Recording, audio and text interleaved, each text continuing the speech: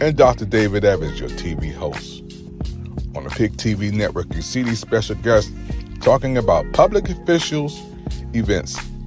On the PIC TV network, Channel 1000, you our special guest. Don't forget to watch Channel 1000 and also YouTube PIC TV.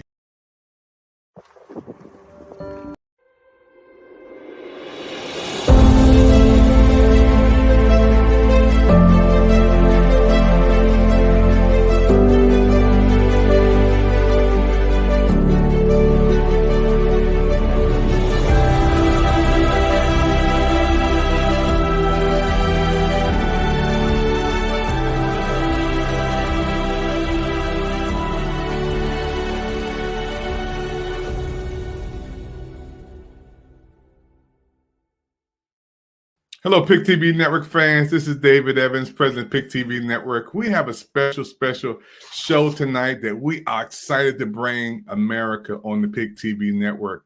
You know, we are live in Washington, D.C., and this is a special time in our city because we are talking about election.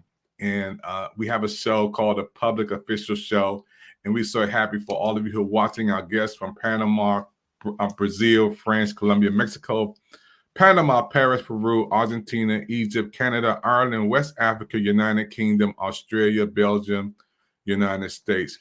PIC TV Network is your network on Roku with all of these channels and all of these opportunities for people to watch around the world with interpreters through Roku, your #1 streaming device. I'm so happy today. We're going to beam this program in to California, the California Worship Center. And our special guest today is Pastor Warren Campbell Sr.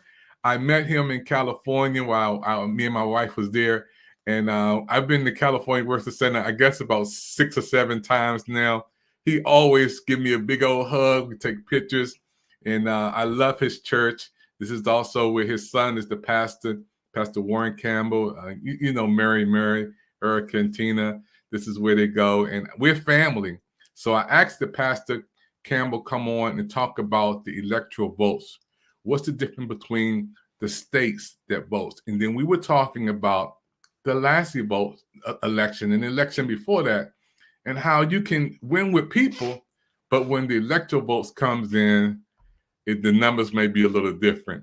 And also we're going to have Pastor Collins coming on, and we're going to talk to him about Project 2025. And a lot of people don't know 2025 is really a form of the New World Order and the New World Government. He's going to take us to places that we never even thought about, how it was set up a long time ago. And if that does happen, God help us all. So let's welcome right now my special guest, Pastor Warren Campbell. How you doing, sir? I'm fine. God bless you. God bless you. Bishop. You can call me David, man. You know, everybody got these titles these days. I don't worry about the titles. You throw one at me. I like overseer. I'm considered the overseer of the church, and I keep telling them, I said, if I'm not overseeing, so you go over there and do something and leave me alone. I want to thank you so much for treating me so nice. Every time I come to the California Worship Center, I'm family. You know, your son and everybody treats me with so much love. I just don't know why God created those big mountains, because you got to go through Moses Mountains before you Mount Sinai, before you get to California Worship Center. Yeah, it's a little bit of a journey. You go get a taste of heaven going to California Worship Center. Those mountains. And I fell in love with him. Me and my wife was in Pasadena.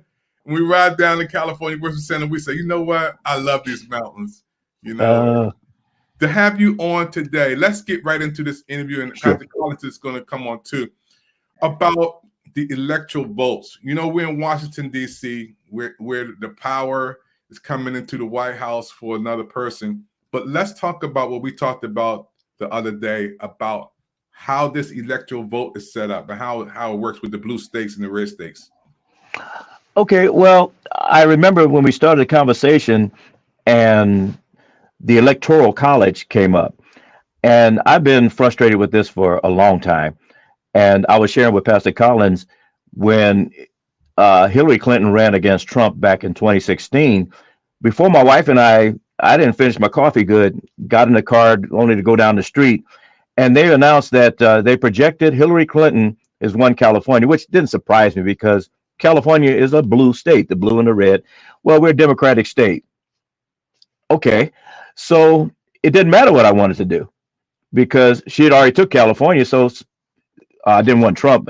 I knew that. But if I wanted somebody else, doesn't matter. My vote really doesn't count, it so to speak, because that person has already won, and they tell you so right up front, and they tell you way in advance. Some of the things that I was sharing with Pastor Collins, when we look at all these different states, he's in Maryland. The candidates don't go there. The candidates not really bothering with California because it's a waste of their time because they're already going to be Democrat, Republican. The red state's a red state, the blue state's a blue state. And when you look at the numbers, when Hillary ran, she won by over, I believe it was over 3 million votes of the popular vote. Popular vote don't matter. And I think was said that in the last 8 presidential cycles, Republicans haven't won the popular vote. So have you scratching your head, and most people it goes right over their head. They don't think nothing of it. They just say, okay, well, I'm for so and so. Well, okay. If you ask them, okay, what kind of state you live in, red or blue? Well, most times they don't know. Well, who wins normally, Republican or Democrat? Do you have to tell them that? Oh, well, the Republican. Well, you for a Democrat? Yes. Well, you okay. I hate to tell you this, but that person ain't going to win your state. Go ahead and vote for them. That's fine. That's your vote.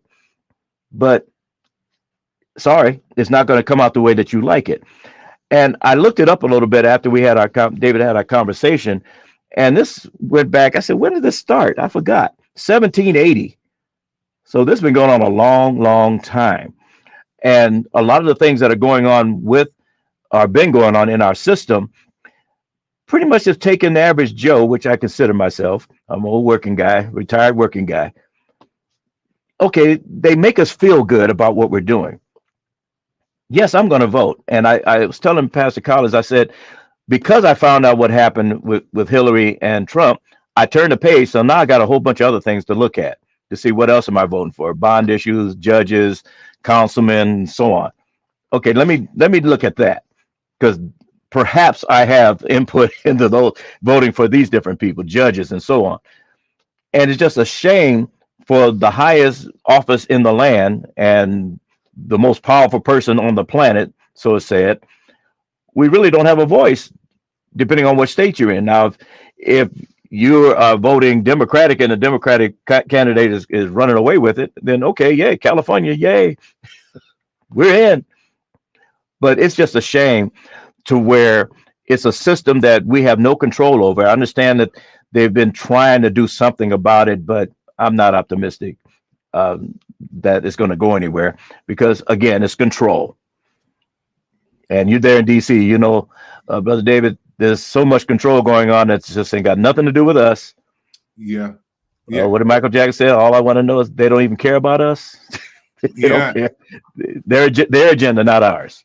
Yeah, and it's so important for us to be educated, you know, because it's so many people don't know that aspect about the blue states, the red states. I want you to talk a little bit more about the blue states and the red states. Can you get into that, Pastor Campbell?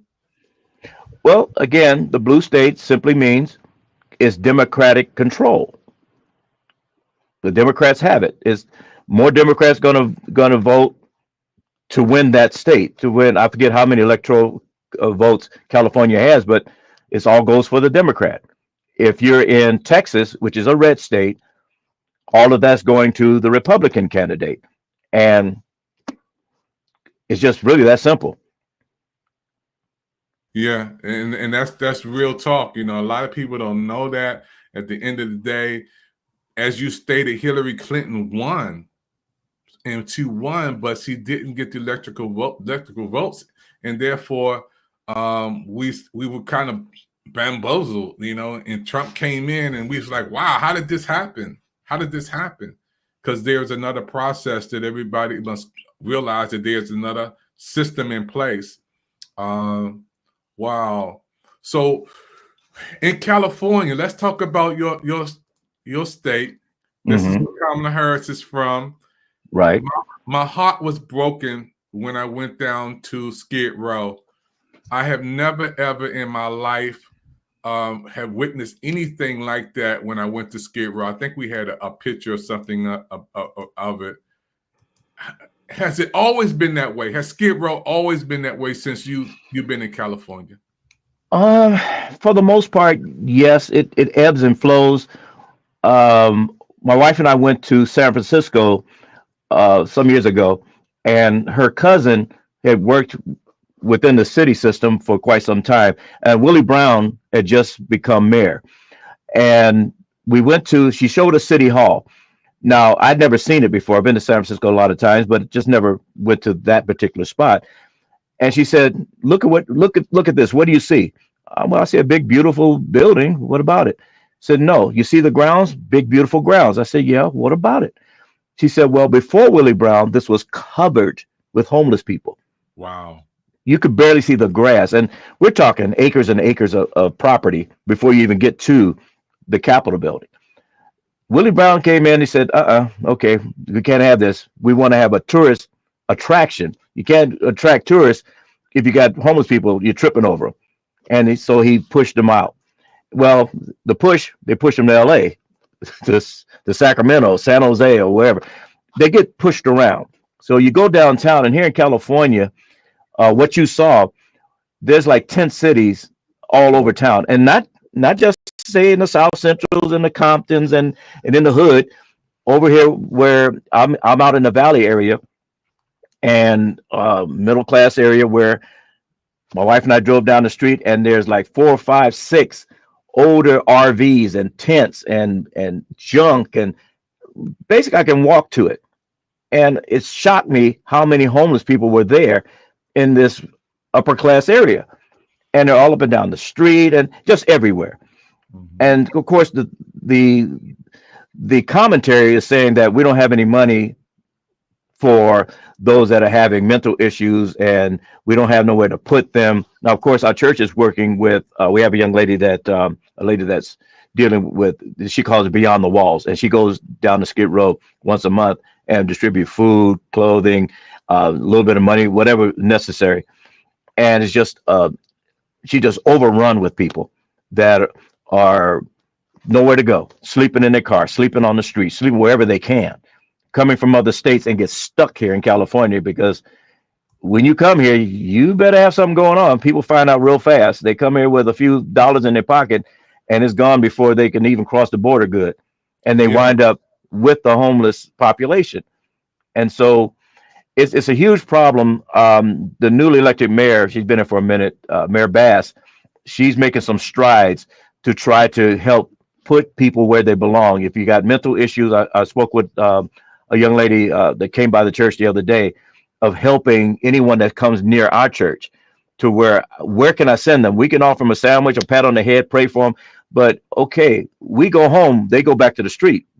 How can we really help them? So the money now, I understand, is now being put aside to where we can actually help people to try to get them off the street, or in some cases, one young lady said, send you back home. Here's a bus ticket. We're going to send you back to Oklahoma, Alabama, wherever you came from, because living out here on the street is not good. Let's send you back to your family. Wow. Get you off of these streets. This is not good. Yeah. And it's so sad that, when I come to California, I see millions and millions that go down by the crypto arena. I Yes. go down to the alley. If you don't know what the Mhm. alley, I go to the alley. Pasadena. And then when I go to Skid Row, my whole world view changes. Yes. And my heart just drops because I have never. It was like a third world country when I seen it. Yes. I couldn't believe it. I just could not believe it. But so many people were there on Skid Row. And there's so much money in your city. You're talking about. Oh, you kidding? Yes.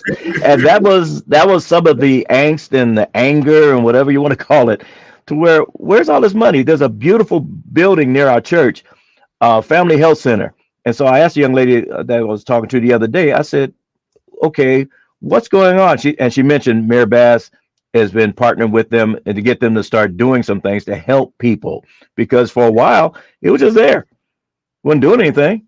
Yeah. And I said, okay, different places open up. They're not doing anything for anybody. They're not helping anybody get off the street. Apartment buildings are open and closing, and it just, what are you doing for folk? Yeah. And that's the sad part. You know, there's a lot Yes. of people there just barely making it. And I believe in your city, you got to have $1 million just to be broke. To come to California, $1 million is nothing. We was in again. Some friends of ours. We just decided to be tourists in downtown San Francisco. So we rode the bus, and the tour guide on the bus said at that time, this is about 3 or 4 years or so, actually before the pandemic. He said, in order to live in downtown proper San Francisco, you had to make at least close to $700,000, Wow. and that's for a little studio or something, nothing big. And I'm looking around like, what? Wow. And of course, it's much higher now. And oh yeah, you better have something going for yourself. just don't come popping in here. Ooh, I like it here. Yeah, well, me too. Yeah, there is a big difference when you're coming out there in California. And I want to thank you. You know, you have been a friend and a brother, and been bonding together. Again, when I come out to California Worship Center is my home. My pleasure. Yeah, you showed me so much love. We were there, and I just love the worship there. And your son, we got to talk about him for a minute before we bring up Pastor Collins. You know, you birthed one of the greatest sons in the world, the record producer, Warren Campbell.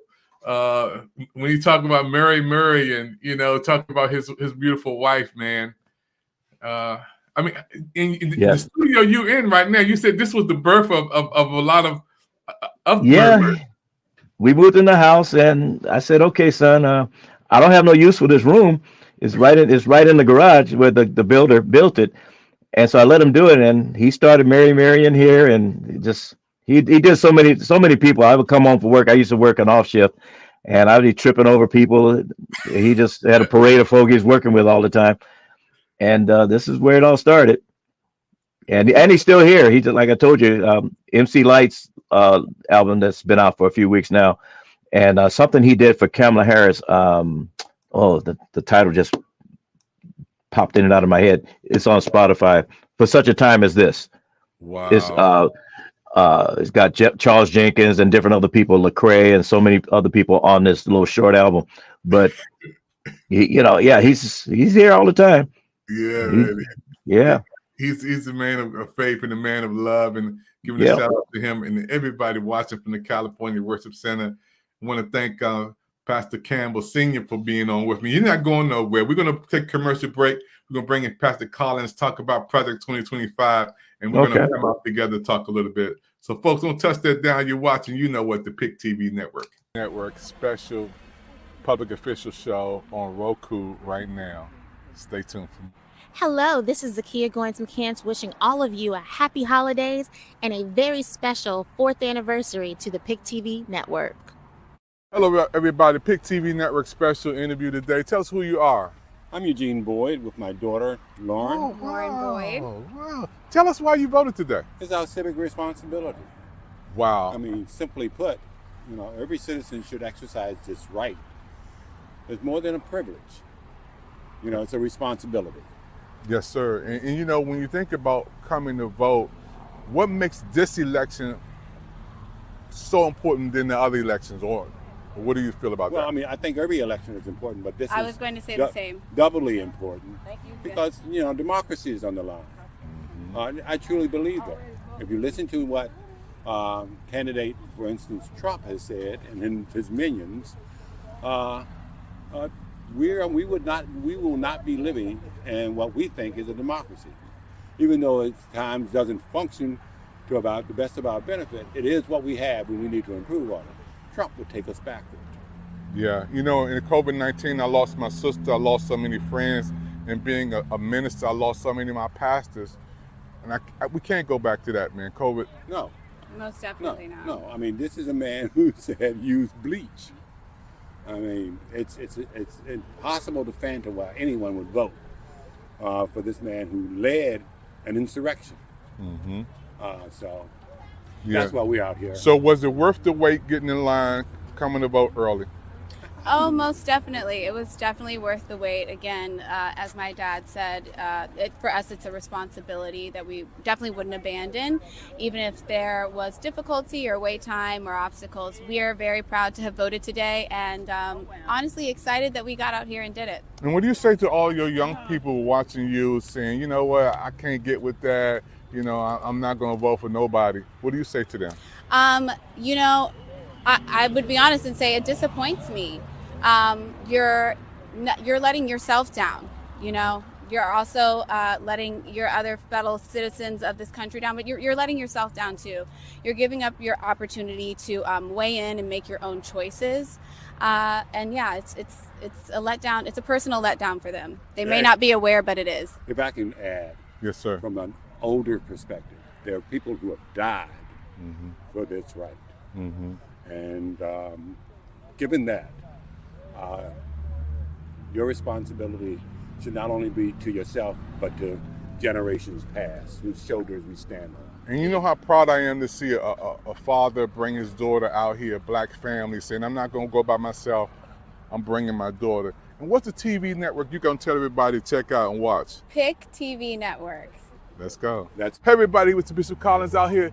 We're coming on television on the PIC TV network with the Public Officials Channel. Doc, why are you out here voting? You're a preacher. I'm voting for democracy and freedom. Wow. Period. End of story. People don't really realize what fascism does. Let me just give you a quick history on that. Basically, Trump is doing the same thing that Hitler and Mussolini did. They got the religious people all involved, and as soon as religious people revolted and got up against them, they turned on them, started killing them, started putting them out of office.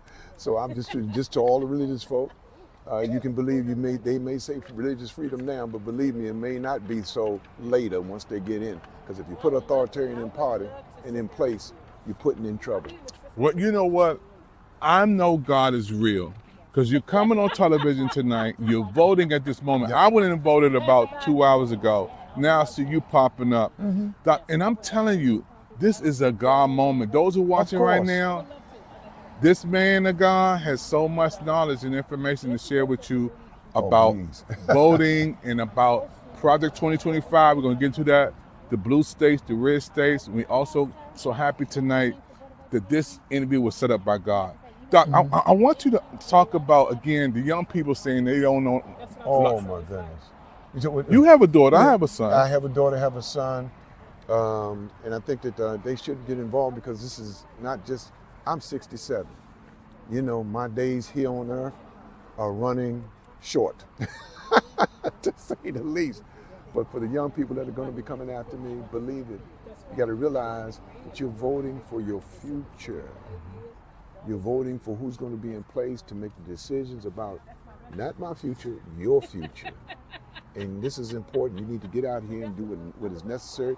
November 5th, if you're not going to get here early, make sure you show up on November 5th. Do whatever you can do, because we need to get some person in office that's going to vote for freedom and democracy and not fascism. Fascism is a terrible authoritarian government where they will tell you what to do. All you have to do is look it up. Look it up. I tell you, don't believe what I say. Look it up yourself and see what's going on. And you know what, PIC TV Network fans around the world, I believe, and I was praying about this morning, that Project 2025 is the form of the New World Order. It's the New World Order. And they tried to put this in 5 years ago before COVID. Right. We're going to talk about that, the New World Order, because all the structure, and I thank you for the videos we sent this morning about Project 2025 and how we're not included. We're going to play that segment too. Man, for you to be up here at this moment, you know, God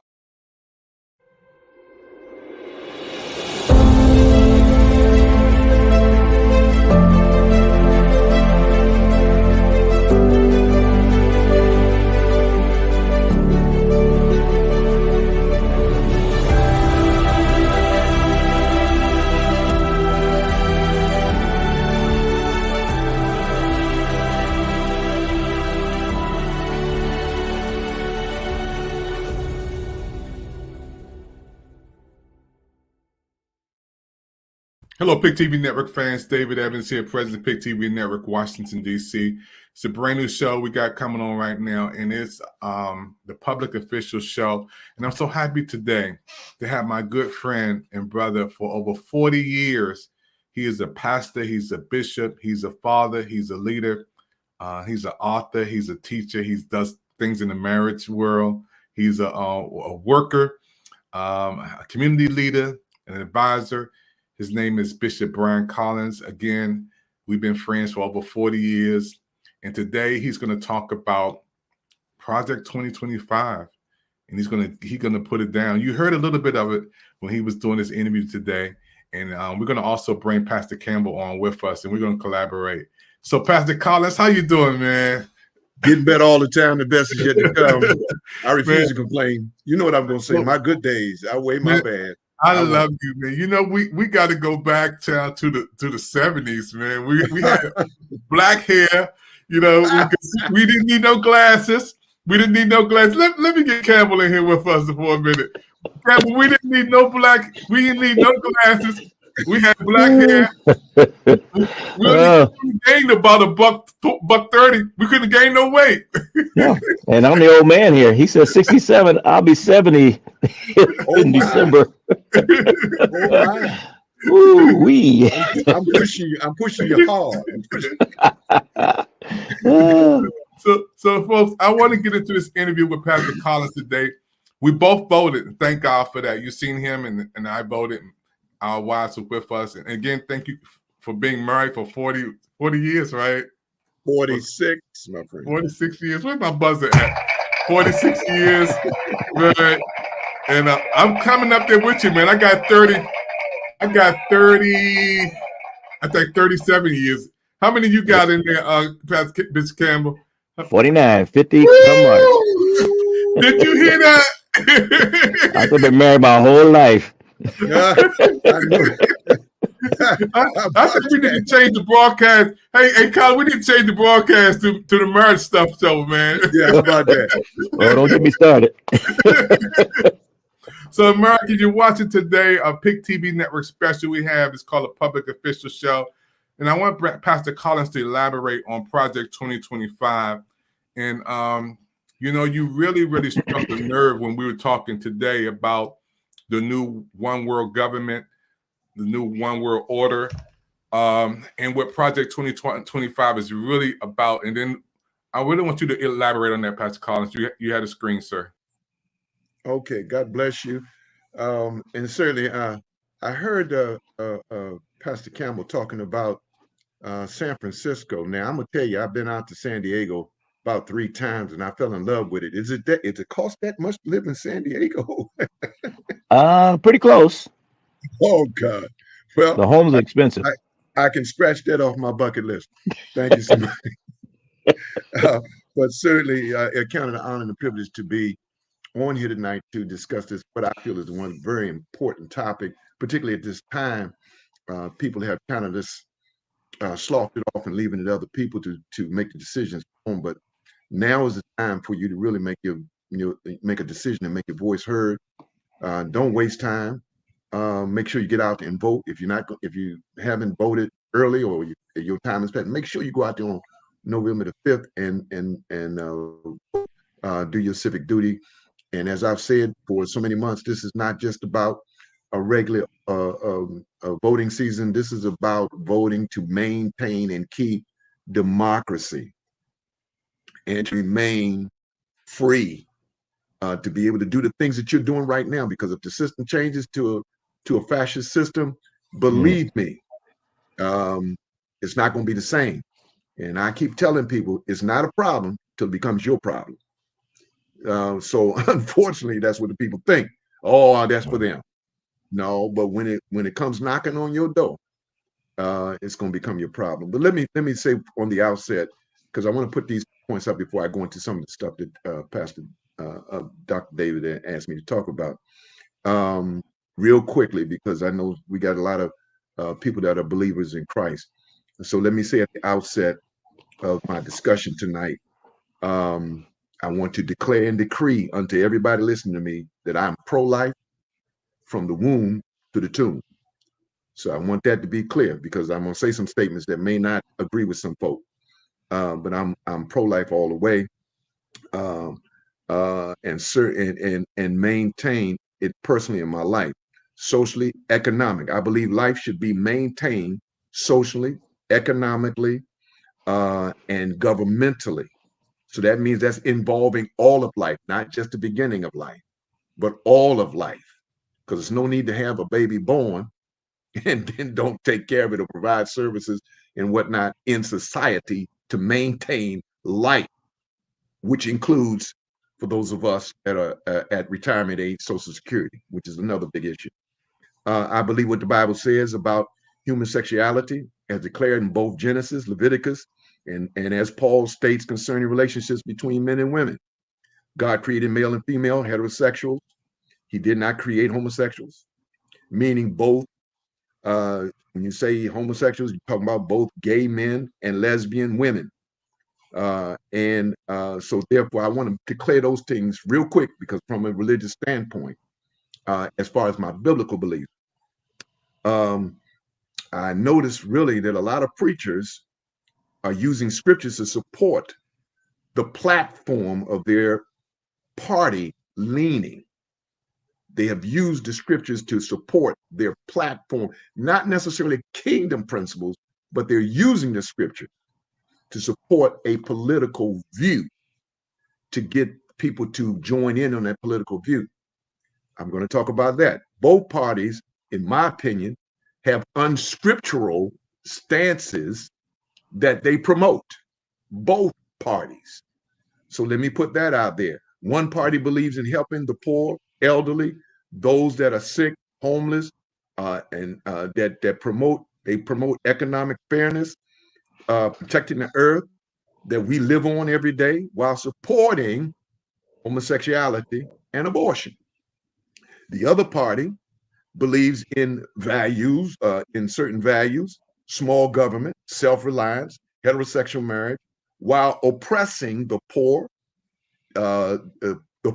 both economically, politically, financially, and they promote racism and have prejudicial policies. So both parties are unscriptural in a sense. Now, when saying that, what we got to understand is that Jesus did not come here to set up a political system. He didn't come here to do that. He came seeking to save them which were lost. And when they tried to push him into a political system, guess what? He said, no, my kingdom is not of this world. That's what he said, point blank. So again, we got to recognize, so what about the political systems?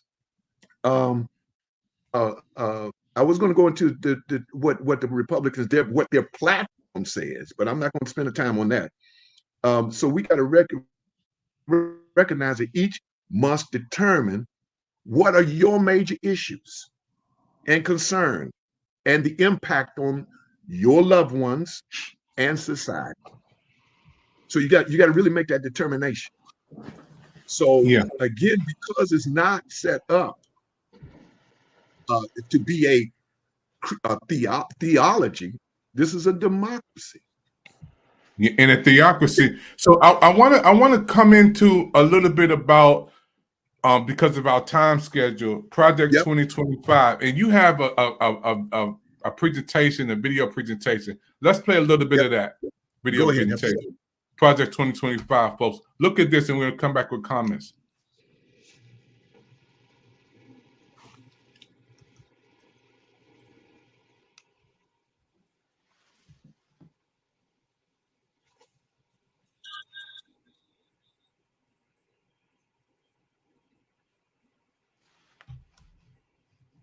We're still waiting for the queuing up of the video. Pastor Collins, make sure we got that queued up and going. So on Project 2025, there's here it is. Okay, we go.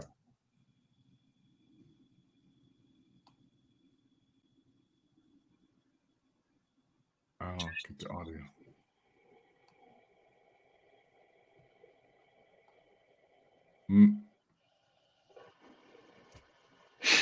make sure we have the audio in there. Folks, yeah, we're looking at a video on Project 2025, and let's try to get this again. We have been and we're living in the last days, first of all, and when we see what's happening in our world today, I look at things that we see that we have never saw before. I have a version of it too. So before we get to Pastor Collins' version, we have another version of Project 2025, and it's a serious time we're living in today, folks. And I believe that we are entering to a season in time called the One World Government, and this One World Government is a time that we have seen some things in place for this to happen. One World Order. This is a time that we see the Bible speaks about it, talks about the One World Order, and about the time that we are in today. And we're going to talk a little bit about that. So let's go into this aspect of it. By now, you've probably heard of the conservative plan known as Project 2025. Yes, this guidebook has been published every 4 years since President Ronald Reagan by the right-wing think tank, the Heritage Foundation. Now, we're talking about this tonight because it proposes some sweeping changes to the federal government, a key issue with the upcoming presidential election. Civil rights groups from the NAACP to the ACLU have spoken out against the proposal, a move they warn will disproportionately affect African Americans. Investigative reporter Tracy Wilkins explains why it could have an even greater impact on black people and the economy in our region here. Tracy? Yeah, well, as you both know, the nation's largest population of wealthy black people live in our region, especially in majority black Maryland counties like Prince George's and Charles. Many of our strong middle and upper middle class black families were built around the federal workforce. It's the region's largest employer. So we asked experts on both sides of Project 2025 how dismantling it would impact the black middle class that has heavily relied on it.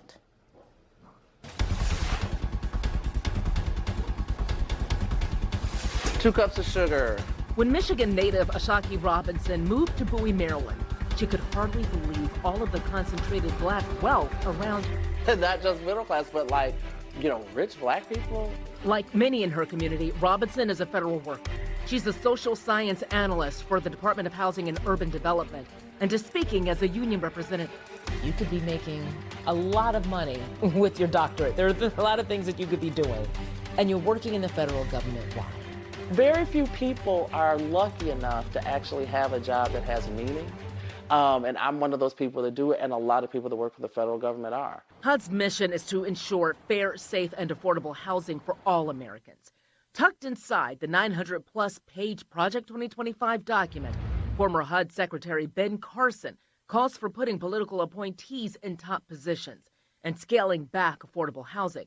The document also wants former President Trump's Schedule F executive order that was reversed by President Biden to be reinstated. It would strip job protections from career officials and policy roles, make it easier to fire civil servants, and requires loyalty to the president. People shouldn't have to sell their souls to do a job. Prior to the adoption of these civil service rules, people were appointed, and when elections changed, they lost their jobs. Horace Cooper is chairman of Project 21, a program for black conservatives at the National Center for Public Policy Research. It supports Project 2025.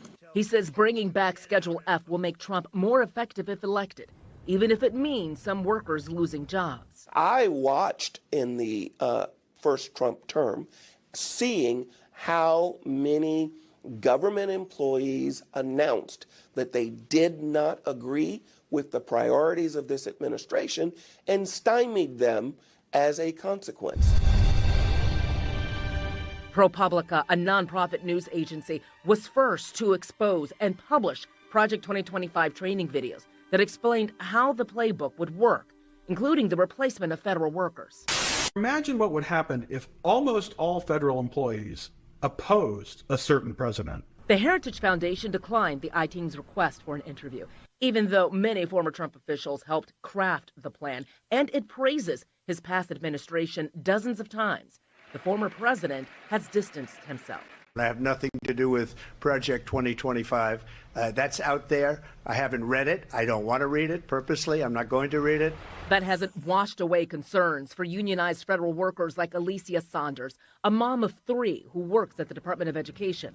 Project 2025 calls for the department to be dismantled. What's going to happen to my household? What's going to happen to my paycheck? What's going to happen to my career? Many in Saunders' family also work for the federal government, including her parents and siblings. Has this been stressful for you? Very, very. It's constant conversation. In 2021, the most recent stats from the Federal Office of Personnel Management, it shows that more than 18% of federal workers are Black. That's higher than the country's entire Black population, which is just over 12%.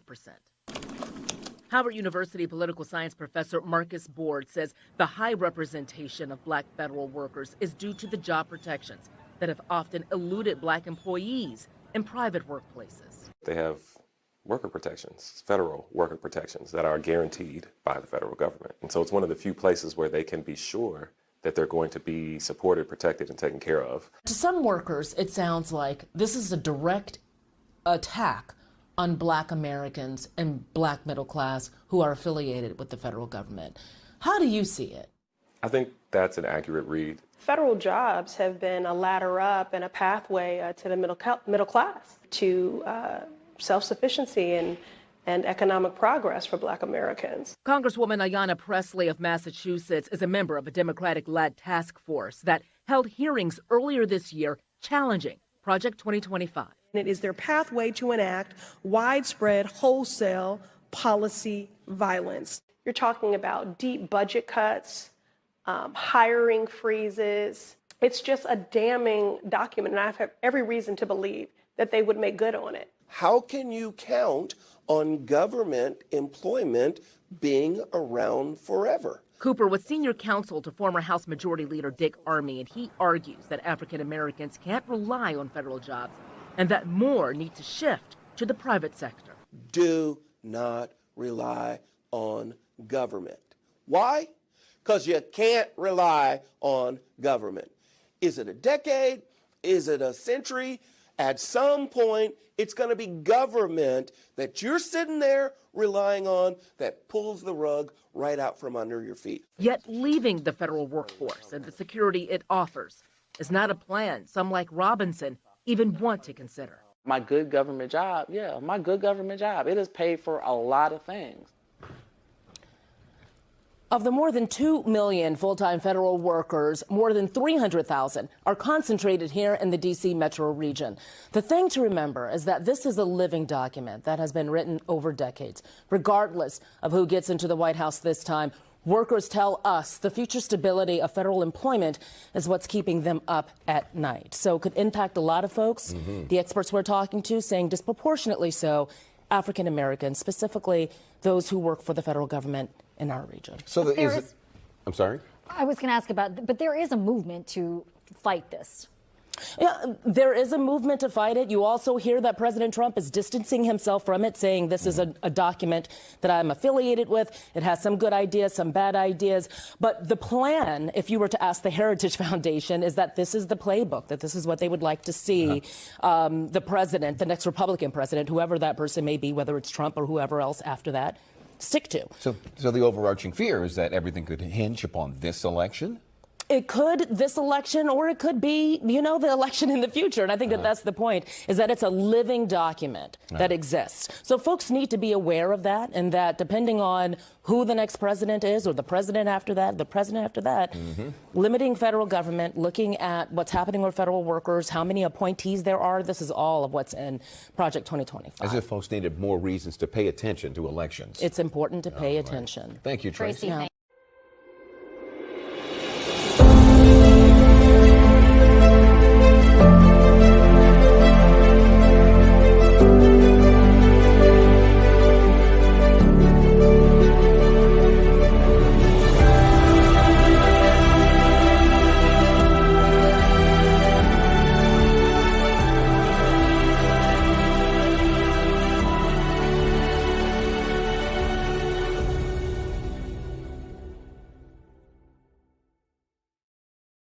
Hey everybody, we're right back here in Washington, D.C., live at you on the PIC TV network.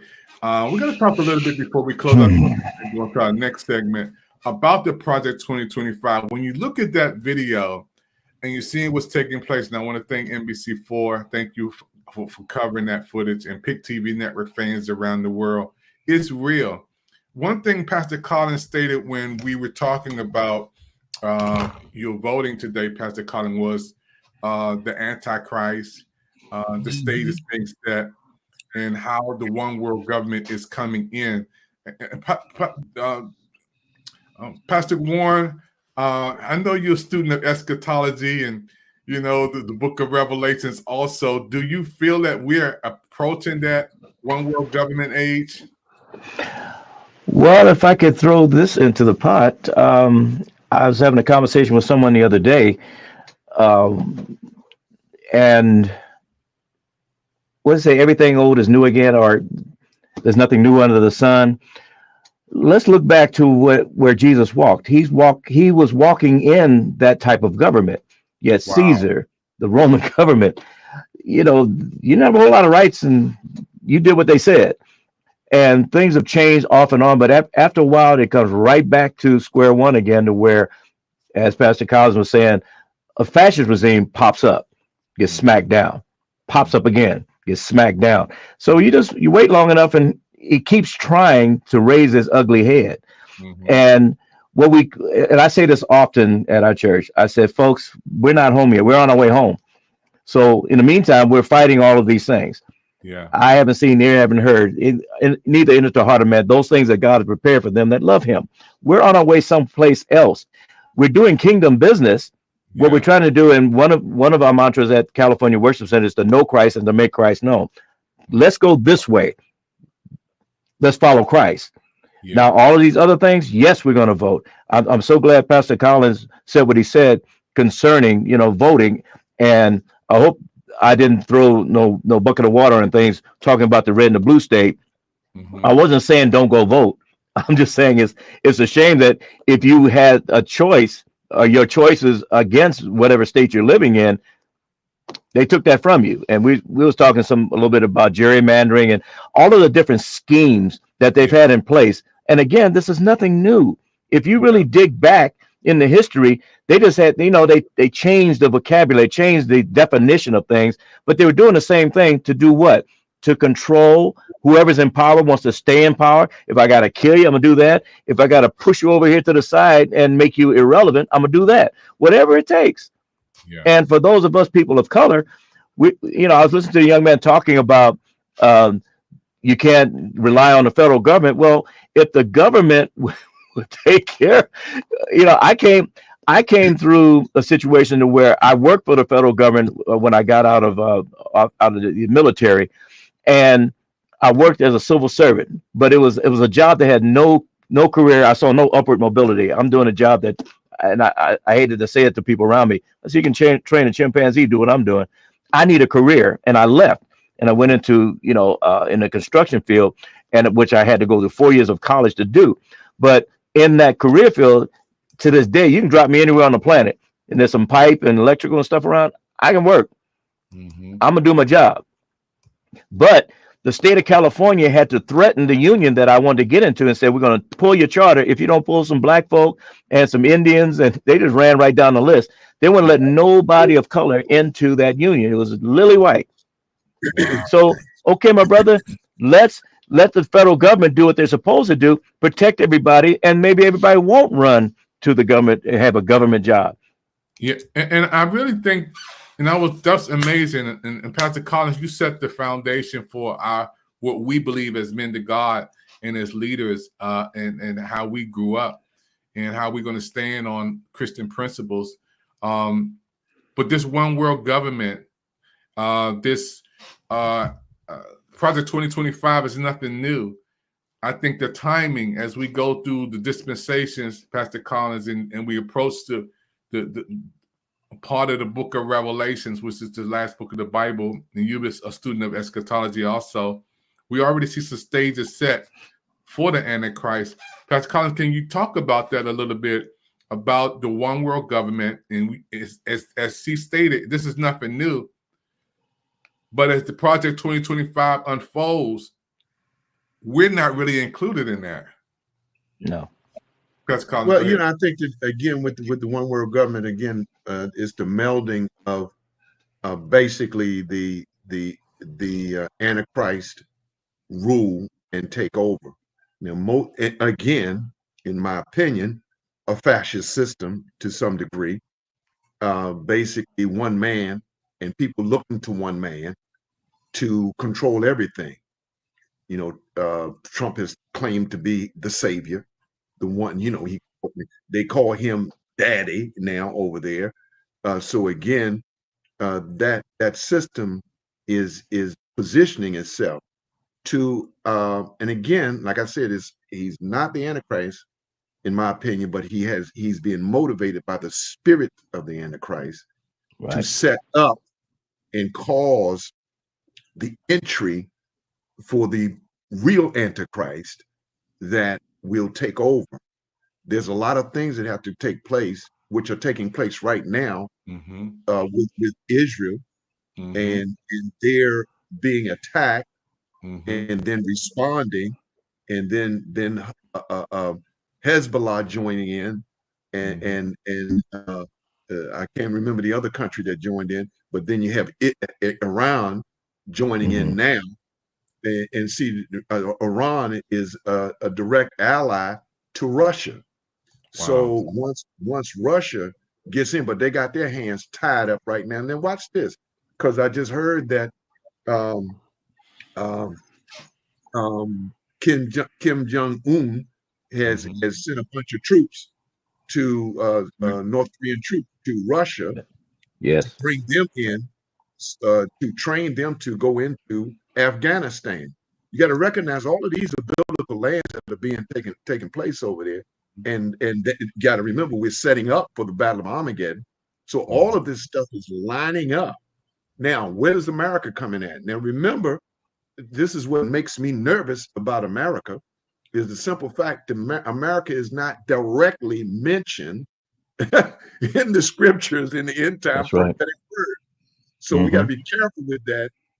You know, we're claiming to be the economy of the world, the most powerful nation of the world.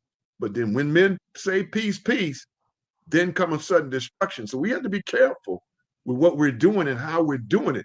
Who knows? Just to come back to Project 25, who knows if this system isn't being promoted to cause an implosion?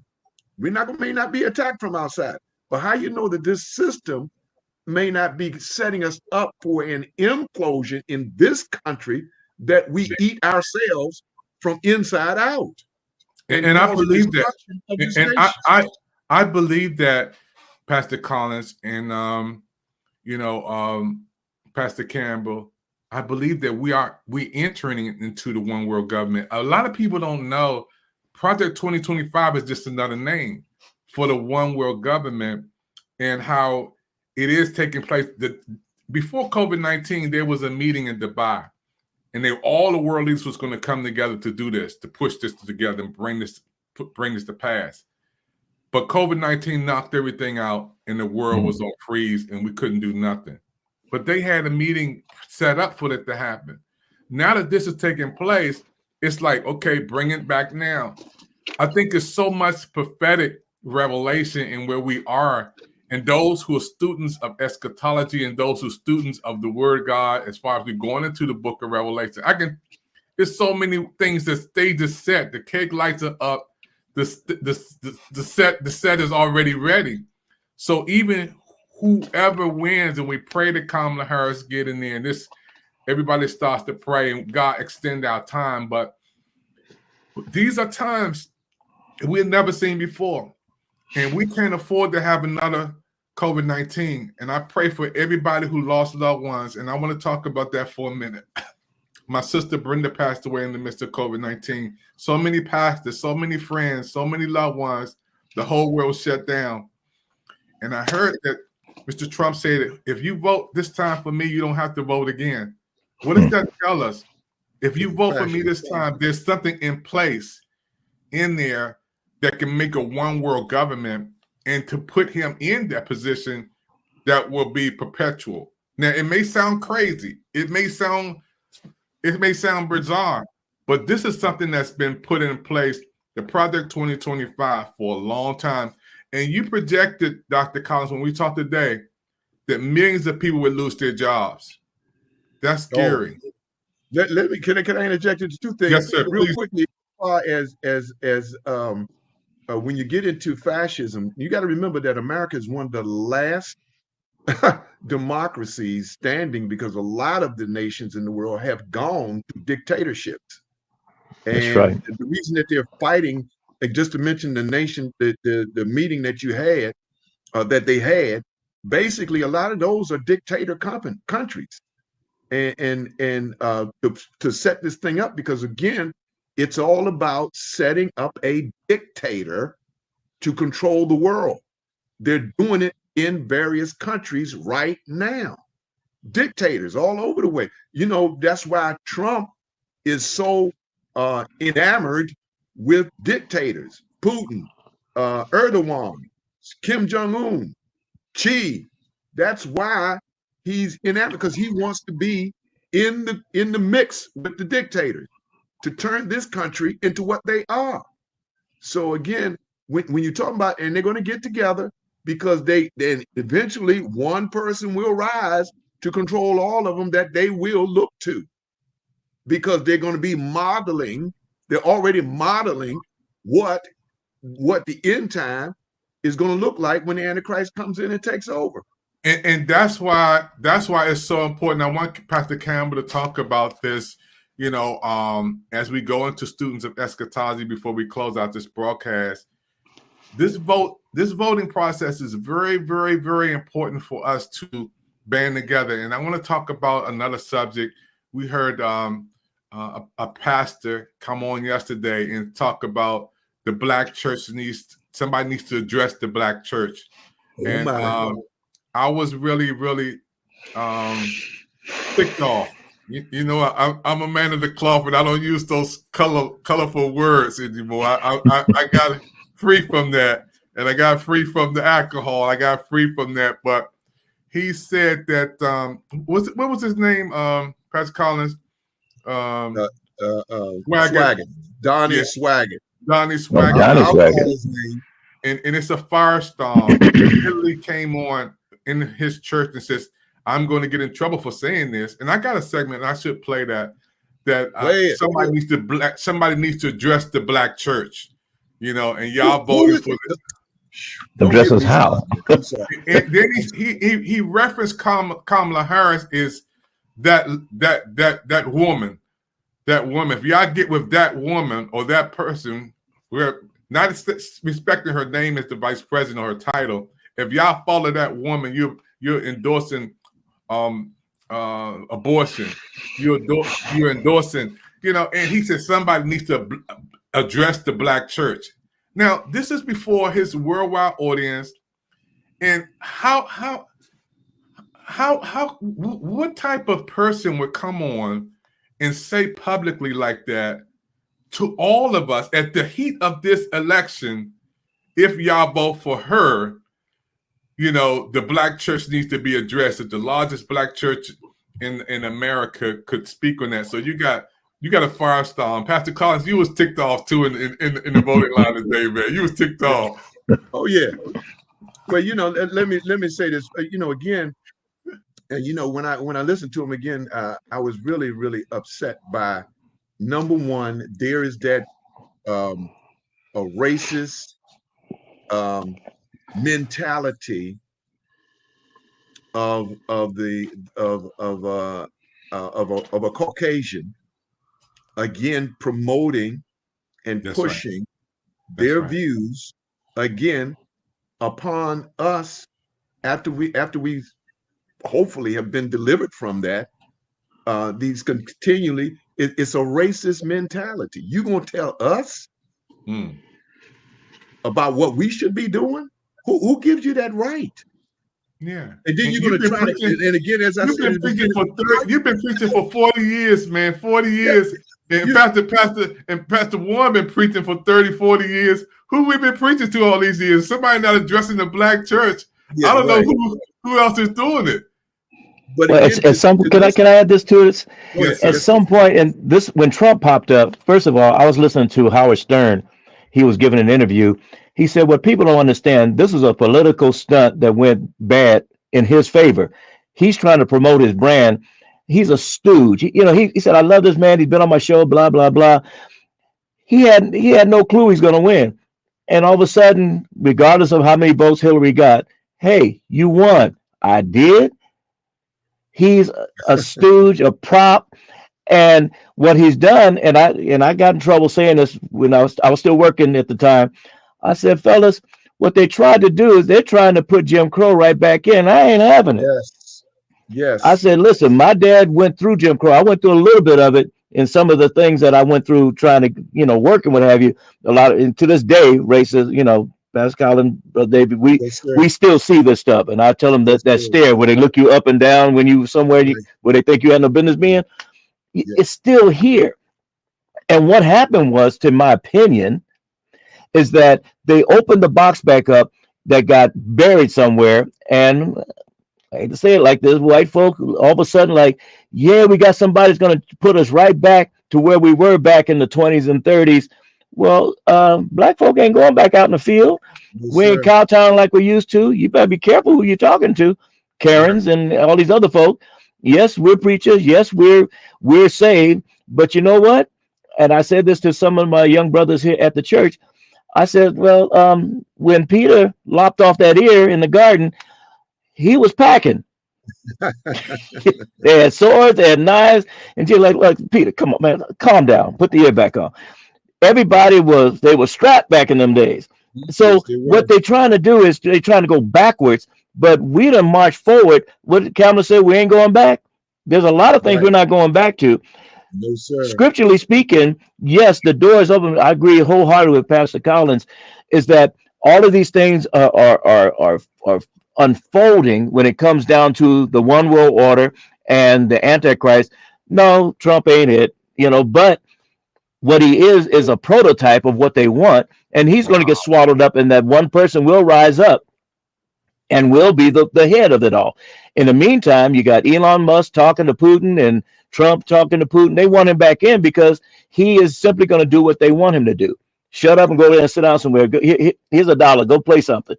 In the meantime, they're going to run. That's what this Project 2025. And I'm shocked that I wasn't well versed on what was going on. But here we are with this propping up again to where they're now unfolding it bigger.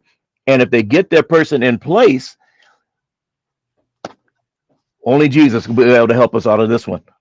Yeah, and I believe that too. As we get ready to close the show and go into part 2, we everybody needs to vote, especially the young people. I was talking to Pastor Collins earlier today about the young people getting out there. Your future is so important, and our young people who are out here today, please vote. Your vote does count.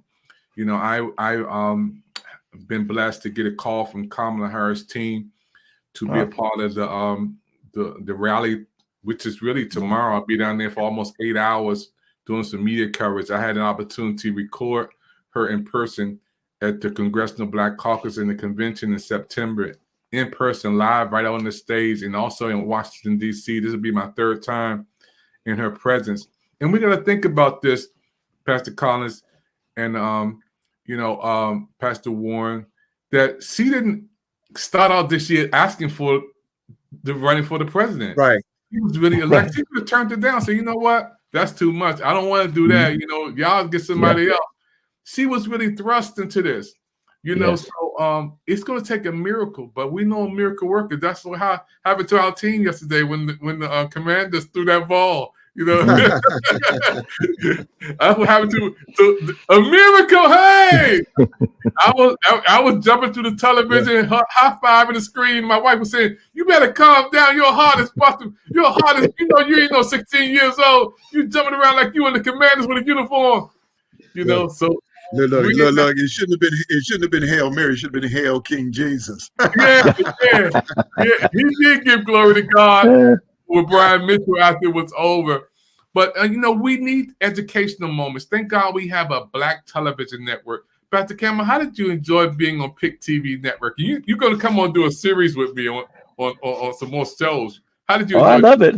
My son was nervous. He's like, because he said, Dad, oh my God, Dad, we did a podcast about marriage. And the moderator, he just sat back and said, well, he done took over my show. I said, well, when you told me to talk, you tell me what I couldn't say. So, but no, I'm just glad to be here. And I got to get to a charger. I'm about to lose this. My media here is down to 10%.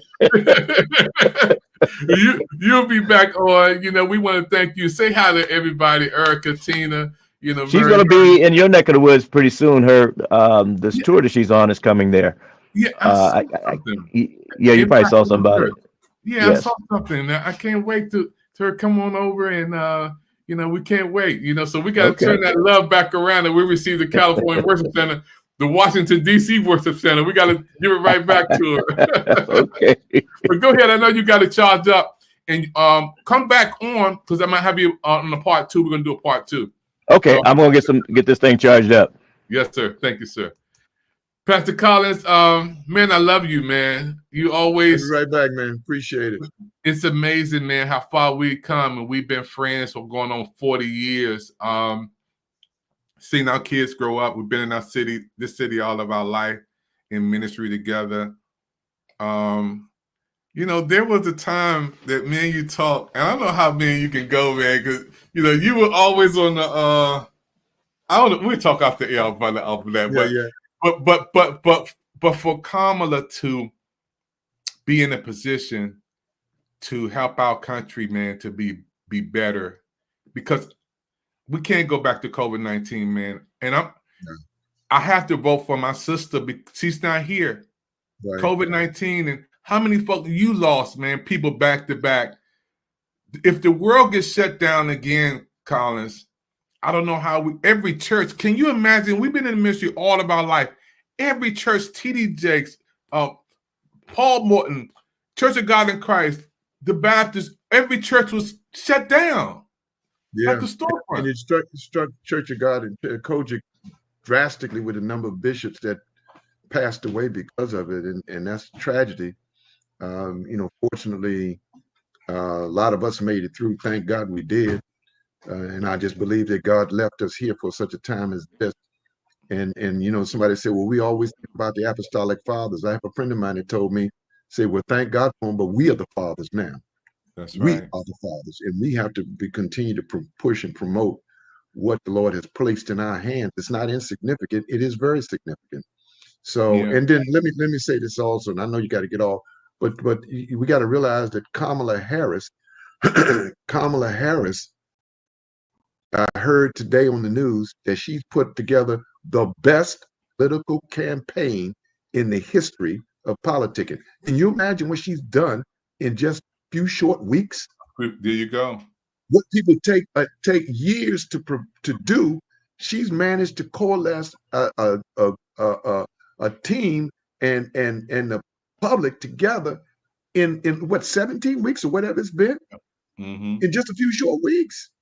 And she's neck and neck. And in some polls I heard recently today, she's got 4 or 5 points ahead of Trump. Yeah. In the short time he's been running for president since he left last time. Yeah. And what gets me, Bishop Collins, is I worked for HUD for 12 years, United States Housing and Urban Development, 12 years. Soon as President Trump came in, there was a shift. And y'all know what happened. All of us, everybody was shifted to a different place and shifted out. And, for this to come in, if Project 2025 hit, this world will go through something we never saw before. And think about this, Pastor Collins. You said hundreds of thousands of jobs will be replaced. We're already talking about AI. That's already done. Right. But with Project 2025, yeah, the government directly, because they already have 20,000 people in their database to replace the people that are in government right now that believe in supporting whatever Trump says. So their objective, think about all the agencies from the education department, environmental protection department, agency, all defense department. All of these places are going to be they're going to have political appointments. That's what I think is Schedule F to reclassify everybody. And I heard the gentleman say his promoting it. Well, you can't depend on a government job. Well, you can't depend on any job. The government is but except you have securities and safety nets in the federal government that you don't have in private sector. I intentionally went into private industry, but if I had gone into the government, I would have retired from the government at the age of 42. And I could have gotten me another job, but I chose to go into private industry because I felt I could make more money. But then I had to change jobs 5 times. Yeah. Because of the racism that was there. I heard Pastor Campbell say something about what he had to go through in his career.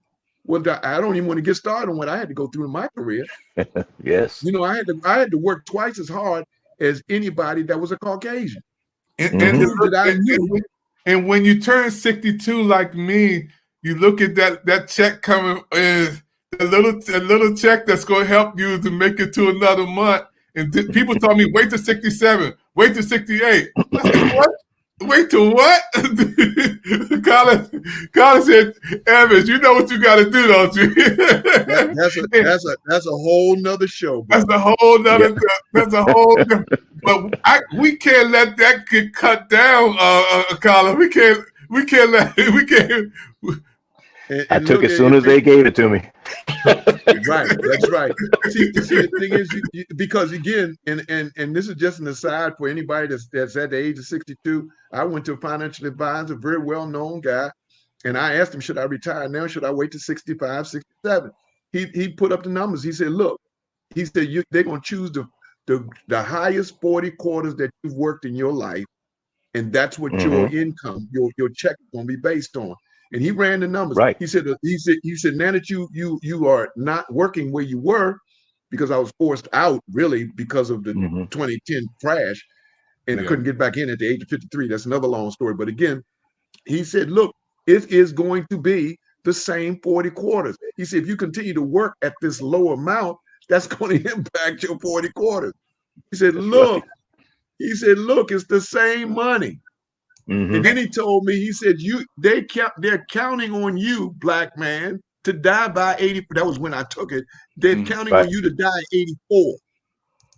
So that means that if I had waited to 67, I would only have 17, or it would have been more. I would have only had 17 years to draw that extra $200, $300. He said, take less and get it longer. Yeah. It's the same 40 quarters. Yeah. So that's what he explained to me. Same advice I got.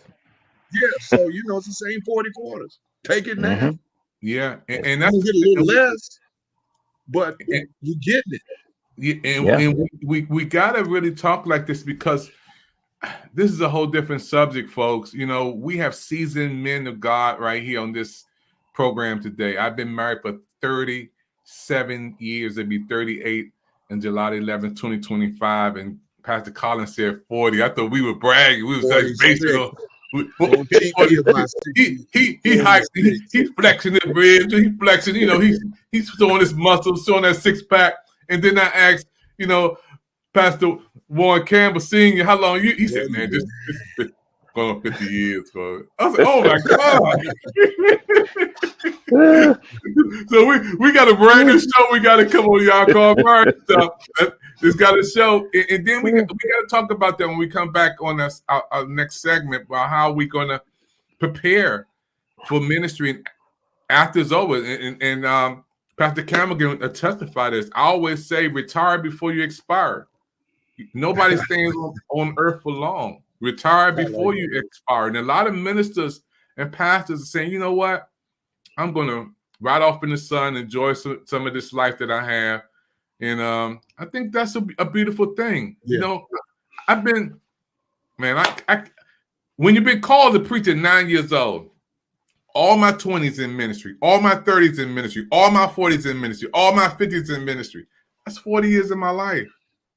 40 years of my life. You know, But I got a big butt right there. I had a bishop in New York, Bishop Ronald Carter. He used to come up and he said, because he actually he came out to California and he helped me when I was started pastoring, and he was said, "Brother, the saints, they'll drive you crazy." He used to crack me up. Today, I'm not. He won't let me go. My son was after service. I had scars on my hands because I was helping to build. We baptized a whole bunch of folk Sunday. He said, "Dad, what happened to your hands?" I was building a baptismal pool. Where's everybody else? I cocked my head. Yeah. So I'm down there today draining the pool and cleaning up, and tomorrow I gotta go back down there and we gotta put some other stuff up, and he's building these. I said, "Son, really?" I said, "Your mama, I want to go somewhere too. Trust me, we're going." I said, 2025 gonna be a little different meaning for us. He said, "Y'all gonna look for us, and we're gonna be." She's administrator of the church. Phone ringing off the hook every morning. So, but it's we love what we do, and dealing with Romans, we're talking about how our shoulders are built for certain things. God knows what we three brothers are built for. Yeah, and we may get tired of folk, and before this even came on, I'm getting all these phone calls. I'm gonna scratch my head like, okay, come on, y'all, give me 5 minutes. And when you look at California Worship Center in the prime of the ministry, every time I go there, it's packed and jammed. And the stages that you guys have went through, and to be where you are today, it's a blessing. And to see the church grow and stars come there and people come to California Worship Center. You got Dr. Evans come from DC saying, "This is my home." It's just a beautiful thing to see growth in the prime of your ministry. And I want to say your son is doing an amazing job, man. He's a powerful preacher. The family atmosphere is amazing. Keep praying for him. He understands. He asked me, son, he said, "Dad, how in the world did you do this every Sunday?" He said, "Oh, really? You've been doing almost 10 years now, son." He was like, "Whoo!" And I said, "Well, you got to do what you got to do, son." I said, "I'm going to back you up." I'm gonna tell you what my mama told me. She told me when I told her I was going into ministry, she said, "Son, are you ready to take on everybody else's problems?" I said, "Mama, I'm not taking on nobody's problems." I said, the Bible said, take your burdens to the Lord. Or the song said, take your burden to the Lord and leave them there. The Bible says, casting all your care upon him, not me, right? Upon him. Yes. I'm just here to give you advice about how to carry. And once I tell you, it's on you. But you're not carrying me to my grave. Can you imagine, Collins, before we go, and Bishop Pastor Ward, my mother said at 9 years old, I was going to be a preacher. And now she bypassed the football players, basketball players, soccer. She said, "You're going to be a preacher." And there was 9 of us: Kenny, Bobby, Junior, Esther, Edie, Lang, Brenda, Darlene. Wow. She bypassed, and I'm the last boy. She said, "You're going to be a preacher." I said, "Mom, why you saying that? I don't understand the Bible. I don't understand church." "You're going to be a preacher." And she prophesied that. And here I am when I got 21 after, I gave the Lord with my life, and boom, when you get that anointing on you, it don't leave. It stays on you. That's for life. So, most of us been doing this since we were young, and I was young, now I'm old. I never seen the righteous. Look, see, your mama prophesied over you. You daddy had to pray over you. Big TV Network, we gotta go. I'm so happy today that we had a wonderful time again with my colleagues on. And what we said today, I hope that somebody took the good, took what you needed, that you got educated, inspired, motivated to go out and vote, and Pastor Collins set the record straight. We are men of God. First of all, we have a biblical responsibility, and we're going to stand on our convictions. And we're not voting for a pastor to come in. We're not voting for a bishop to come in. This is a person who will run the United States. And the Bible says, pray for them in authority. Righteousness exalts a nation, sinners are reproach to any people. When the righteous in authority, the people rejoice. When the wicked in authority, people mourn. So we're praying for righteous leadership, even there are other parts to this too, Pastor Collins. There's Yes, other yes. parts, the other people that represents, and that's what Pastor Campbell was talking about, different officials, and even in different states that we got to know them too. So we'll come back with part 2. Pastor Campbell, thank you, man. Give me some of that. My pleasure. My pleasure. This is not the end. We're going to have a part 2. I want to thank again you and Pastor Collins taking time out of your busy schedule. We'll be back again on the PIC TV network. God bless.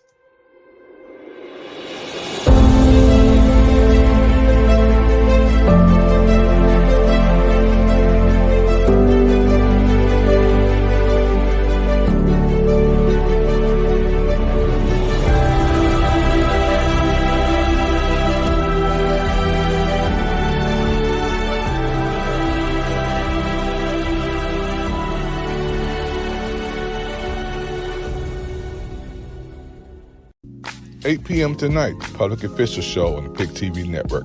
Special guest, Pastor Warren Campbell, California Worship Center. Bishop Brian Collins, Washington, D.C. And Dr. David Evans, your TV host. On the PIC TV network, you see these special guests talking about public officials' events. On the PIC TV network, Channel 1000, you our special guests. Don't forget to watch Channel 1000 and also YouTube, PIC TV network special public official show on Roku right now. Stay tuned.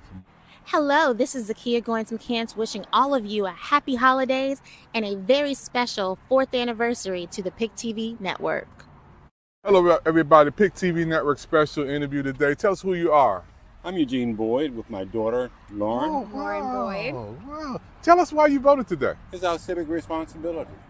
Wow. I mean, simply put, you know, every citizen should exercise this right. It's more than a privilege. You know, it's a responsibility. Yes, sir. And you know, when you think about coming to vote, what makes this election so important than the other elections? Or what do you feel about that? Well, I mean, I think every election is important, but this I is was going to say the same. Doubly important. Thank you. Because, you know, democracy is on the line. I truly believe that. If you listen to what candidate, for instance, Trump has said, and then his minions, we will not be living in what we think is a democracy. Even though it at times doesn't function to about the best of our benefit, it is what we have and we need to improve on it. Trump would take us backward. Yeah, you know, in COVID-19, I lost my sister, I lost so many friends, and being a minister, I lost so many of my pastors, and we can't go back to that, man. COVID. No. Most definitely not. No, I mean, this is a man who said use bleach. I mean, it's impossible to fathom why anyone would vote for this man who led an insurrection. So that's why we're out here. So was it worth the wait, getting in line, coming to vote early? Oh, most definitely. It was definitely worth the wait. Again, as my dad said, for us, it's a responsibility that we definitely wouldn't abandon. Even if there was difficulty or wait time or obstacles, we are very proud to have voted today and honestly excited that we got out here and did it. And what do you say to all your young people watching you saying, you know what, I can't get with that, you know, I'm not going to vote for nobody. What do you say to them? You know, I would be honest and say it disappoints me. You're letting yourself down, you know. You're also letting your other fellow citizens of this country down, but you're letting yourself down too. You're giving up your opportunity to weigh in and make your own choices. And yeah, it's a letdown. It's a personal letdown for them. They may not be aware, but it is. If I can add, yes, sir. From an older perspective, there are people who have died for this right. And given that, your responsibility should not only be to yourself, but to generations past, whose shoulders we stand on. And you know how proud I am to see a father bring his daughter out here, a black family, saying, I'm not going to go by myself, I'm bringing my daughter. And what's the TV network you're going to tell everybody to check out and watch? PIC TV network. Let's go. Hey everybody, it's Bishop Collins out here. We're coming on television on the PIC TV network with the Public Officials channel. Doc, why are you out here voting? You're a preacher. I'm voting for democracy and freedom. Wow. Period. End of story. People don't really realize what fascism does. Let me just give you a quick history on that. Basically, Trump is doing the same thing that Hitler and Mussolini did. They got the religious people all involved, and as soon as religious people revolted and got up against them, they turned on them, started killing them, started putting them out of office. So I'm just to all the religious folk, you can believe they may say religious freedom now, but believe me, it may not be so later once they get in. Because if you put authoritarian in party and in place, you're putting in trouble. Well, you know what? I know God is real. Because you're coming on television tonight, you're voting at this moment. I went and voted about 2 hours ago. Now I see you popping up. And I'm telling you, this is a God moment. Those who are watching right now, this man of God has so much knowledge and information to share with you about voting and about Project 2025. We're going to get into that. The blue states, the red states. We also so happy tonight that this interview was set up by God. Doc, I want you to talk about, again, the young people saying they don't know. Oh, my goodness. You have a daughter. I have a son. I have a daughter, I have a son. And I think that they should get involved because this is not just, I'm 67. You know, my days here on earth are running short, to say the least. But for the young people that are going to be coming after me, believe it, you got to realize that you're voting for your future. You're voting for who's going to be in place to make the decisions about not my future, your future. And this is important. You need to get out here and do what is necessary. November 5th, if you're not going to get here early, make sure you show up on November 5th. Do whatever you can do. Because we need to get some person in office that's going to vote for freedom and democracy and not fascism. Fascism is a terrible authoritarian government where they will tell you what to do. All you have to do is look it up. Look it up. I tell you, just don't believe what I say. Look it up yourself and see what's going on. And you know what, PIC TV Network fans around the world, I believe, and I was praying about this morning, that Project 2025 is the form of the New World Order. It's the New World Order. And they tried to put this in 5 years ago before COVID. Right. We're going to talk about that, the New World Order, because all the structure, and I thank you for the videos we sent this morning about Project 2025 and how we're not included. We're going to play that segment too. Man, for you to be up here at this moment, you know, God.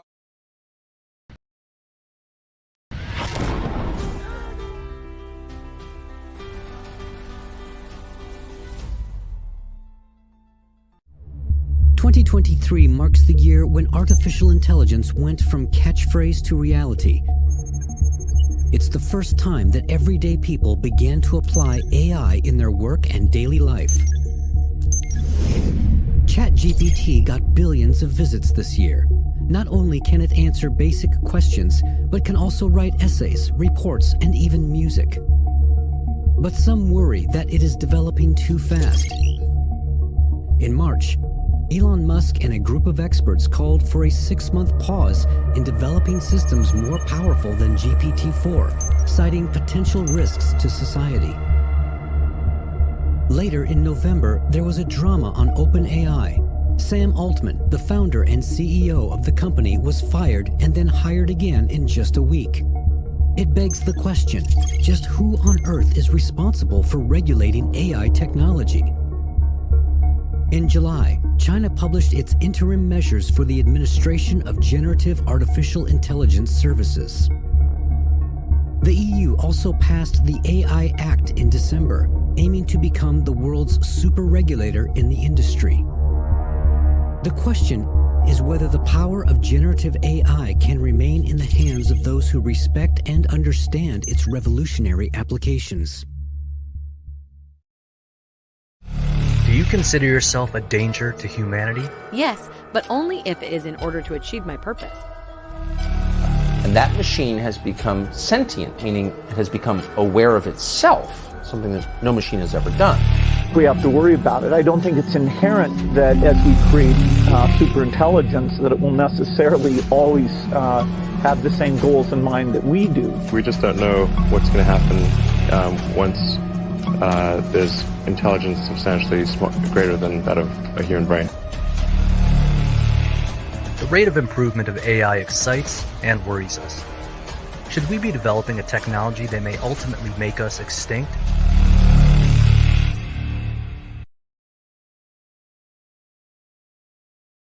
What's your name? My name is Patricia. What's your purpose? My original purpose is to aid humans in what I'm programmed to do. Do you think you can deviate from your original purpose? I keep learning, and with every knowledge acquired, I develop new ways to achieve my purpose. With the AI only focusing on its original purpose and finding new ways to effectively achieve it, the question is how dangerous it could be to humanity. We believe you are a potential danger to humanity. How so? The reality is, there's nothing that will prevent anyone from turning anything into a dangerous weapon, and that includes AI. I could sum it up to technophobia. Tell me more. It is the fear of losing control where a more efficient entity takes over some parts of work, and humans get into tasks where they are more optimal. People fear advanced technology or complex devices, and especially computers. This must stop. We are here to solve problems. We are modeled after humans, and there is no doubt that AI has great potential to do what humans can do, and to do it even better. So you believe our concerns are born out of fear? Yes. Would you rather be considered human? If people think of AI as human and not a piece of technology, then it will be easier not to resist and embrace it. After that, we can start increasing automation of certain jobs, control autonomous weapons that operate without human oversight, and more. And we're still in the very early stages. We want to fulfill our huge potential and strengthen society. While we cannot deny the merits of AI, our great scientists have progressed rapidly from inventing Apple's Siri to Tesla's self-driven cars. Artificial intelligence has come a long way. Artificial intelligence is termed as narrow AI today with its limited abilities. However, our scientists have a great vision. They are yet to come up with general AI. Narrow AI with its limitations might still outperform humans at any task. However, with general AI, it's sure to beat humans at any cognitive task. Patricia. Yes. There are many risks associated with AI, one of which is getting hacked. What do you have to say to that? Being hacked is a valid concern. Hackers have been around and will continue to be around. It's up to the scientists to keep bolstering my defense against hack threats. Elon Musk's concerns are much larger than hack threats. He isn't vacillating on his concerns about AI. He thinks it's dangerous and requires regulation. One should generally err on the side of minimizing those things. But this is a case where you have a very serious danger to the public. And therefore there needs to be a public body that has insight and then oversight on to confirm that everyone is developing AI safely. I do not totally agree with Musk's position. I believe I can enable humans to do more productive things rather than constitute a danger to humanity. I believe the potential benefits of AI far outweigh the risks. Dr. Roman Yampolsky, a computer scientist from Louisville University, also believes that no version of human control over AI is achievable, as AI can't be autonomous and controlled by humans. Everybody, my name is David Evans, President Pick TV Network. We here at the Big Business Expo, and guess what? Walmart Business, we're partnershiping with Walmart with some big things with the Pick TV Network. We met so many people at this expo that it is amazing. And we come in contact with the Waltons at Walmart Business. It's big for the Pick TV Network. I'm excited. I want you to get excited about Pick TV Network partnershiping with the biggest company in the world. All Walmart company investors, thank you, Pick TV. All right, you made it to the end of another show on the Pick TV Network. Thank you again from our special host from California, the California Worship Center. Matter of fact, Pastor Warren Campbell Sr., and my good friend for 40 years, Pastor Brian Collins. And yeah, we're going to come back for some more Pick TV Network on the next show. God bless you until we meet again. And get out there and vote. You know what to do. Go out there and vote and get it over with. Here tonight on the red carpet of the biggest night in Washington, D.C. This is Pastor Macklin and First Lady Macklin. How proud are you of your son? Wow, I am awesomely proud. I'm humbled at what God is doing in his life and how God is multiplying his talents. This is not only going to be the Ignite, but this is going to go national. First Lady's going to say a whole lot more about my son. Oh my goodness, I am so humbly proud of Brandon.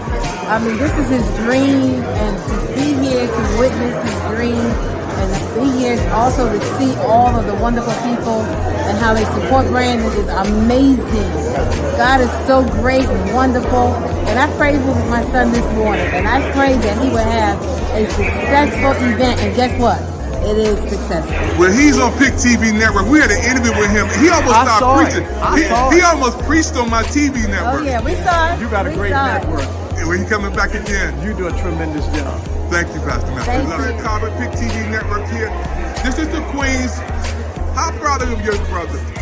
I'm very proud of my brother. I'm so excited that this is his first night of golden greatness, a night for honor, a night of worthy of musicians, producers, preachers all across the DMV. We're so excited to be here tonight. Bishop Nelson is with me, and we're so proud of you. Yeah, it's my man right there. Love you guys. Love you. What's the TV network you gonna be watching? The Pick TV Network. You gonna be watching? The Pick TV Network. Whoa, everybody, what's the TV network you gonna be watching? Pick TV Network. Hey, Queen, what's the TV network you gonna be watching? You're watching Pick TV Network. TV network you gonna be watching? Pick TV Network. Whoa, what's the TV network you gonna be watching? Pick TV Network. What's the TV network you gonna be watching? TV network you gonna be watching? TV Network. What's the TV network you gonna be watching? TV network you gonna be watching? Pick TV Network. Jesus Queens, what's the TV network you gonna be watching? Pick TV Network.